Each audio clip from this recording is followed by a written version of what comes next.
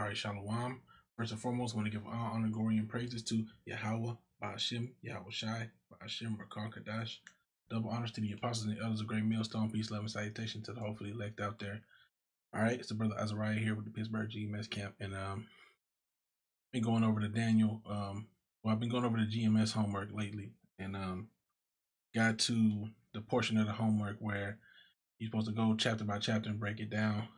It was the Daniel 2, Daniel 7, and Daniel 8 breakdowns, and just wanted to do a lesson on it briefly while it was still fresh on my mind, and just like I said, just want to briefly touch on it, not go super duper deep into it, but hopefully through the power and spirit of Yahweh, this will be an edifying lesson. All right, so Daniel 8 verse 1. In the 3rd year of the reign of King Belshazzar, a vision appeared unto me, even unto me, Daniel, after that which appeared unto me at the first. And I saw in a vision, and it came to pass when I saw that I was at Shushan in the palace, which is in the province of Elam, which is those East Indians, hello buddy, those guys. And I saw in a vision, and I was by the river of Ulai. And no offense to anybody who speaks that way. Then I lifted up mine eyes and saw, and behold, there stood before the river a ram which had 2 horns. All right, and this ram that has the 2 horns represents the Medes, the Medo-Persian Empire, and just correlate that in Daniel 7. It correlates with the second beast. Daniel 7 and 5, and behold, another beast, a second like to a bear, and it raised itself up on one side, and it had 3 ribs in the mouth of it, between the teeth of it, and they said thus unto it, arise, devour much flesh. All right, and that bear represents like I said, the Medo-Persian Empire, and when it talks about it raising itself up on one side, well, let's read what it says about this ram. Daniel 8 and 3, then I lifted up mine eyes and saw, and behold, there stood before the river a ram which had 2 horns, and the 2 horns were high, but one was higher than the other, and the higher came up last. Just like that bear had one side lifted up, and the other side was lower. Same thing with this ram. All right, and this represents, like I said, the Medo-Persian Empire. When you read about the downfall of the Babylonian or the Assyrian Empire, it was taken out by Darius the Mede. So the Medes were in power, but Persia was greater than them, and they rose up, and the higher came up last. See, the Medes were smaller, if I'm not mistaken, and the Persians were bigger, and the Persians eventually ended up defeating the Medes and becoming the primary kingdom in this alliance. I couldn't think of the word. Daniel 8 and 4. And I saw the ram pushing westward and northward and southward, that no beast might stand before him, neither was any that could deliver out of his hand, but he did according to his will and became great.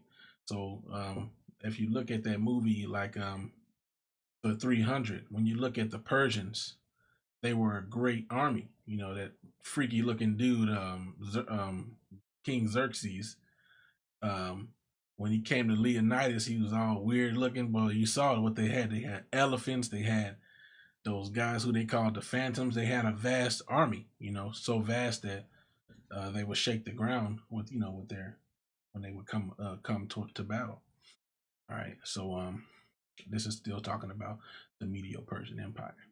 All right, verse 5. And as I was considering, behold, an he-goat came from the west on the face of the whole earth, and touched not the ground, and the goat had a notable horn between his eyes. So this goat represents the Greeks, okay?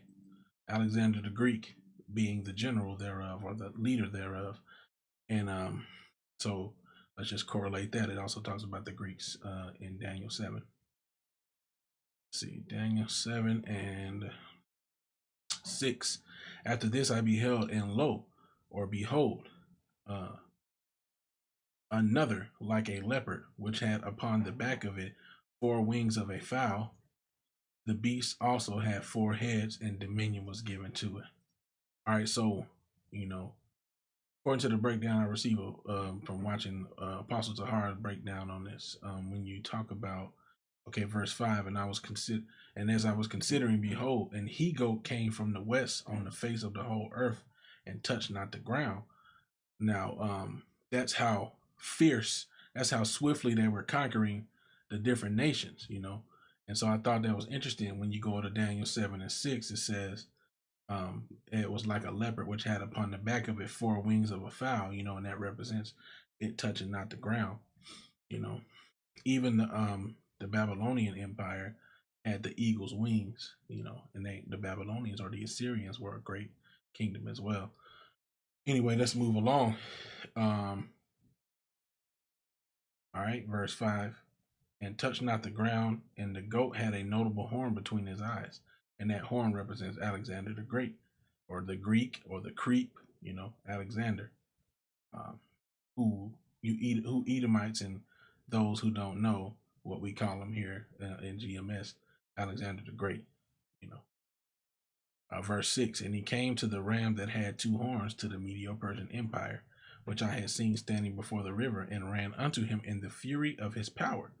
So Alexander took on the Medo-Persian Empire, took on the Persians at that time, if I'm not mistaken. All right. So let's read 7. And I saw him come close unto the ram, and he was moved with choler or anger against him, and smote the ram, and brake his 2 horns. So Alexander took down the Medo-Persian Empire, and there was no power in the ram to stand before him, but he cast him down to the ground and stamped upon him, and there was none that could deliver the ram out of his hand. So he took him down. Nothing they could do. There's nothing they could do to stop him. So like I turned from the camera, sounded a little lower. All right, and I'm still messing with my mic settings. Hopefully it's not too loud or too quiet, All right, 8. Therefore the he-goat waxed very great, and when he was strong, the great horn was broken. So this is talking about when Alexander the Creep died. And for it came up 4 notable ones toward the 4 winds of heaven. This was his 4 generals, like what they like to call the Diadochi. I think that's how you pronounce it. All right. The Diadochi were the 4 great generals, or the 4 generals who succeeded Alexander. Let's just see. I think it goes into their names here. So it says Greaterus, Antipater. Okay, here we go. Ptolemy, Kyrinos, Demetrius, Sander. And like I said, I didn't want to get too deep into it, but there were 4 generals. I might click on one more link and see if I can find it.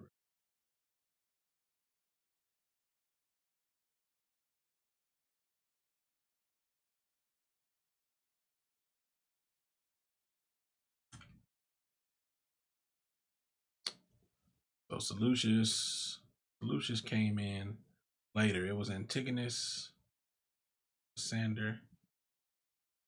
They got so many of them up here. Antigonus was one of them. Lysimachus was another one. Cassander and Ptolemy. Seleucus came later on. And he joined up with Ptolemy and Cassander to fight against Antigonus, because Antigonus was waxing very strong. I remember reading about that.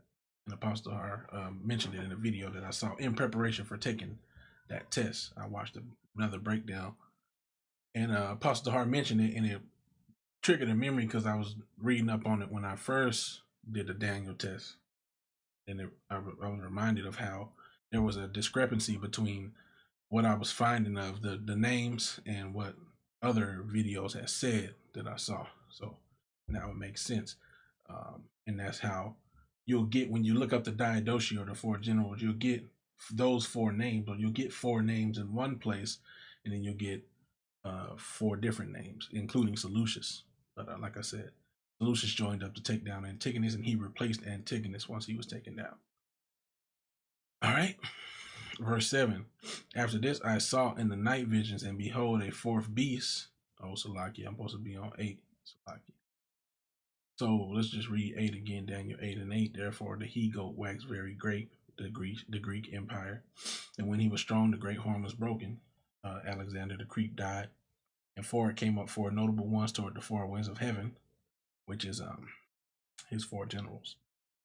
All right, and out of one of them came forth a little horn, which waxed exceeding great toward the south and toward the east and toward the pleasant land, which the pleasant land represents Jerusalem, and this little horn represents let's see, Antiochus Epiphanes, represents Antiochus Epiphanes.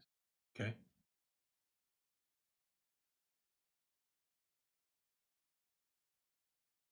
And this is who it represents. Let's keep going. The persecution of the Jews. He waxed great toward the Holy Land.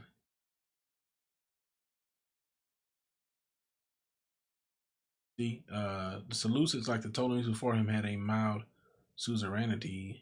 Blah blah blah. They basically allowed Judea to have their own sovereignty to some extent, but like it says, this policy was drastically reversed by Antiochus, resulting in harsh persecutions and a revolt against his rule, the Maccabean Revolt. And the account is in the book of Maccabees, book of First Maccabees. I think starts around chapter 4. You get the account of what what Antiochus Epiphanes did to the Jews, and it goes to to our people, and it goes into it in Daniel 8 as well. I think I'm done with 7. If not, I'll open it later. All right, Daniel 8 and 10. And it waxed great even to the host of heaven, and it cast down some of the host and of the stars to the ground and stamped upon them. So this represents how he took down some of the tribes of Israel, how he took some of the children of Israel down and persecuted us and destroyed us, All right. Verse 11, yea, he magnified himself even to the prince of the host, and by him the daily sacrifice was taken away, and the place of his sanctuary was cast down. All right. And so when it talks about him magnifying himself to the prince of the host, he basically defied the Most High. He defied the Most High, and he took away the place of daily sacrifice by ransacking the temple, taking the goods, taking the treasures out of the temple. And he also in the place of his sanctuary, he ransacked the temple. He ransacked the temple. Verse 12, and an host was given him against the daily sacrifice by reason of transgression, and it cast down the truth to the ground, and it practiced and prospered.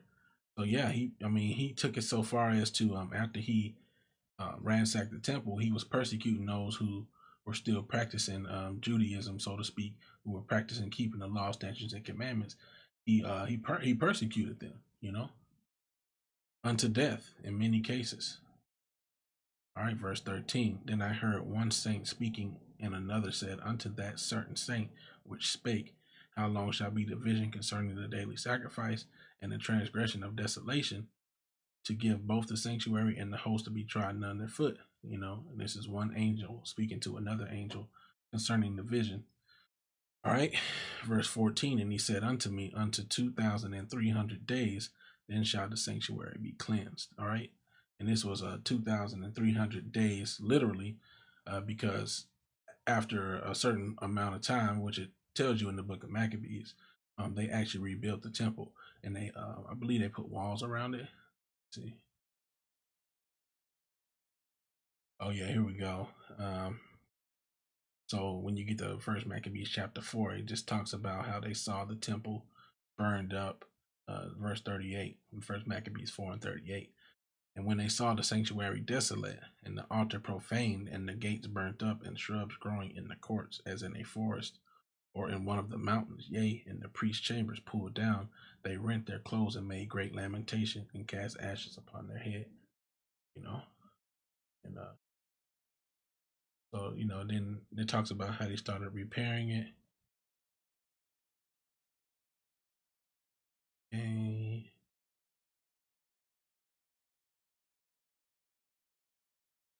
so let's go to verse 60 first, Maccabees 4 and 60. At that time also they builded up the Mount Sion with high walls and strong towers round about, lest the Gentiles should come and tread it down as they had done before. So see, this was a literal close amount of time later, 2,300 days later, which I didn't do the calculation of math, but as you can see in the account, that a certain period of time later, not too far off from the original, from chapter 1 to chapter 4, you see them rebuilding the temple and cleaning the sanctuary. All right, Daniel 8 and 15. And it came to pass when even I, Daniel, had seen the vision and sought for the meaning, then behold, there stood before me as the appearance of a man. So this was an angel. And it was the angel Gabriel. Verse 16. And I heard a man's voice between the banks of Ulai, which called and said, Gabriel, make this man to understand the vision. All right. Salaki 17. So he came near where I stood, and when he came, I was afraid and fell upon my face.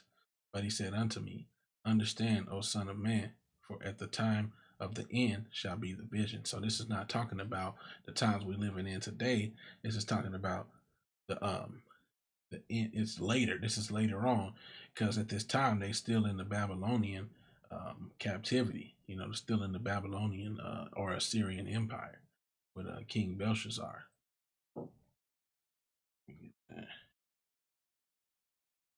Just to make sure. Belshazzar from Akkadian was the elder son of Nabonidus, last king of the Neo-Babylonian Empire. See, so they're still in the Neo-Babylonian Empire. The Persians and Medes still have to come, and then the Greeks have to come, and then later on down the line, Antiochus has to come. So this is just later down the line, you see. All right. So let's go back to that 8. All right, so verse 17 again. So he came near where I stood, and when he came, I was afraid and fell upon my face. But he said unto me, understand, O son of man, for at the time of the end shall be the vision. So this is not talking about the end of days, okay? Verse 18, now as he was speaking with me, I was in a deep sleep on my face toward the ground. He was in a trance, but he touched me and set me upright. And he said, behold, I will make thee know what shall be in the last end of the indignation, which is, the desolation of the temple, taking away the daily sacrifice, the persecution of the children of Israel by Antiochus Epiphanes. He's like, I'm gonna let you know what's gonna be the end of it. For at the time appointed, the end shall be. That amount of days that was spoken. See, the ram which thou sawest having 2 horns are the kings of Media and Persia. 21. And the rough goat is the king of Grecia, and the great horn that is between his eyes is the first king, Alexander the Greek. 22. Now that being broken, whereas 4 stood up for it, 4 kingdoms shall stand out of the nation, but not in his power. So his 4 generals came up after he died. 4 kingdoms stood up out of that nation, but not in his power, because under his power it was all united. But once he passed, his generals fought over the kingdom. Basically, they were at odds with each other over who would control all of the kingdom. 23. And in the latter time of their kingdom, when the transgressors are come to the full, a king of fierce countenance and understanding dark sentences shall stand up. And this is talking about Antiochus Epiphanes. And his power shall be mighty, but not by his own power. And he shall destroy wonderfully, and shall prosper in practice, and shall destroy the mighty and the holy people. Now I want to look into this.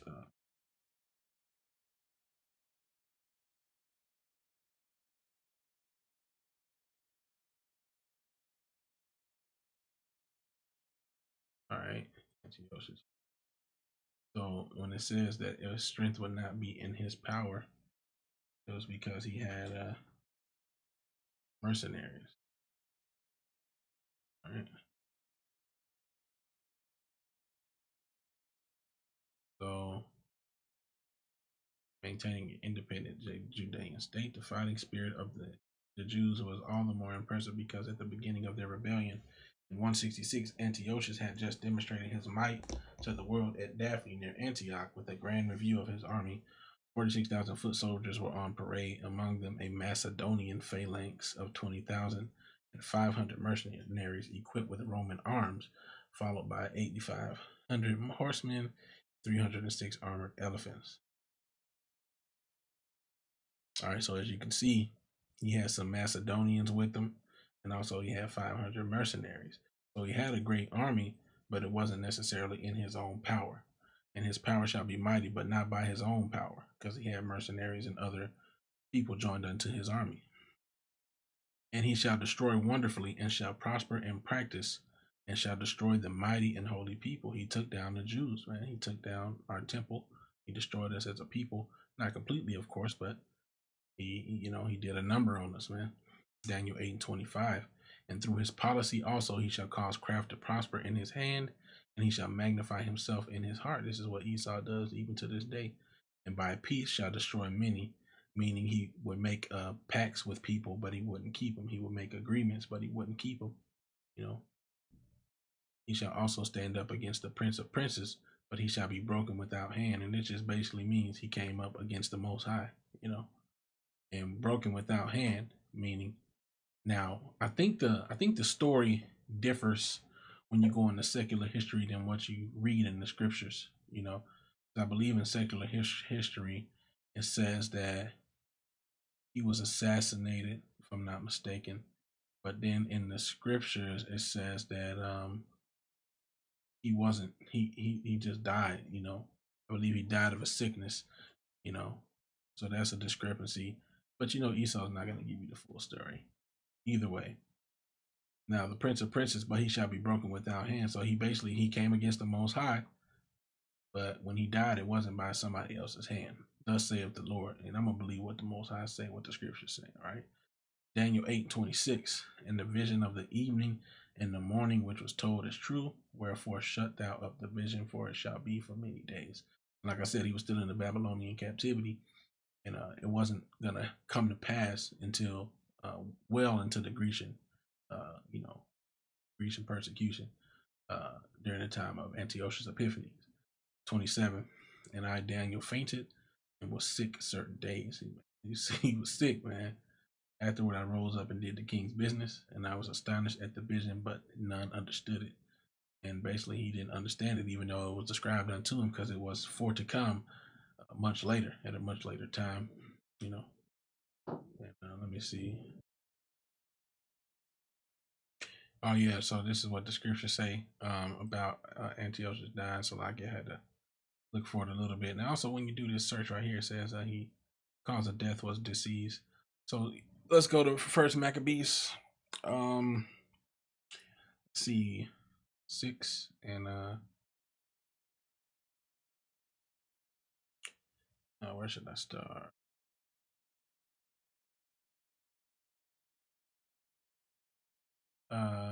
I'll start at verse 1. About that time, King Antiochus, traveling through the high countries, heard say that Elamias in the country of Persia was a city greatly renowned for riches, silver, and gold, and that there was in it a very rich temple wherein were coverings of gold and breastplates and shields, which Alexander, son of Philip the Macedonian king, who reigned first among the Grecians, had left there.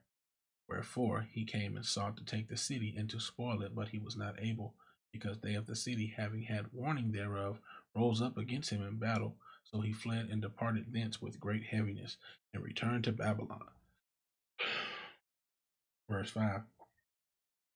Moreover, there came one who brought in tidings into Persia that the armies which went against the land of Judea were put to flight, and that Lysias, who went forth first with a great power, was driven away of the Jews, and that they were made strong by the armor and power and store of spoils which they had gotten of the armies whom they had destroyed. Also, that they had pulled down the abomination which he had set upon the altar in Jerusalem. That's the abomination of desolation spoken about. in Matthew and also in Daniel that we just read. And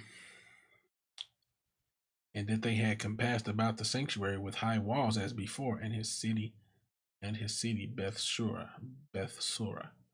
Verse 8, and when the king heard these words, he was astonished and sore moved, whereupon he laid him down upon his bed and fell sick for grief, because it had not befallen him as he looked for.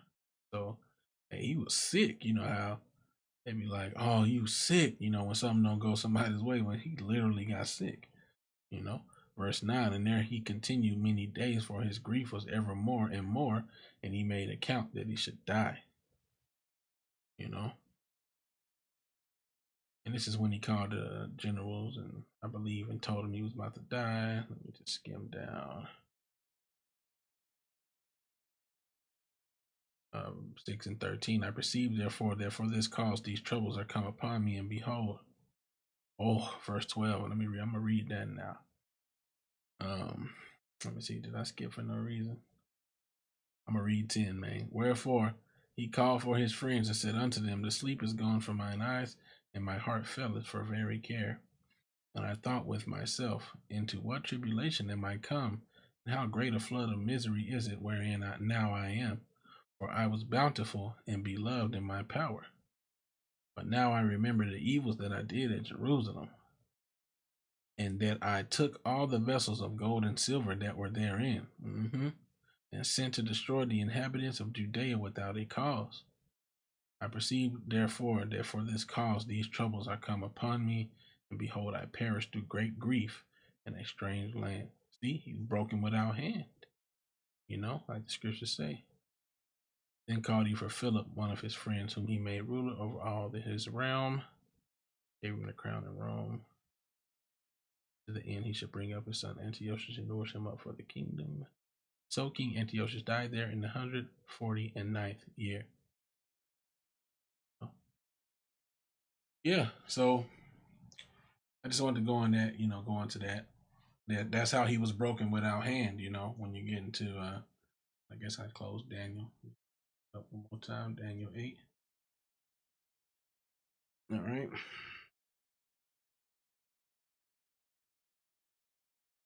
And through his policy he shall cause craft to prosper in his hand. He shall magnify himself in his heart. By peace shall destroy many. He shall also stand up against the prince of princes, which is basically talking about the Most High, man. But he shall be broken without hand. And that's how he was broken without hand. He died of grief.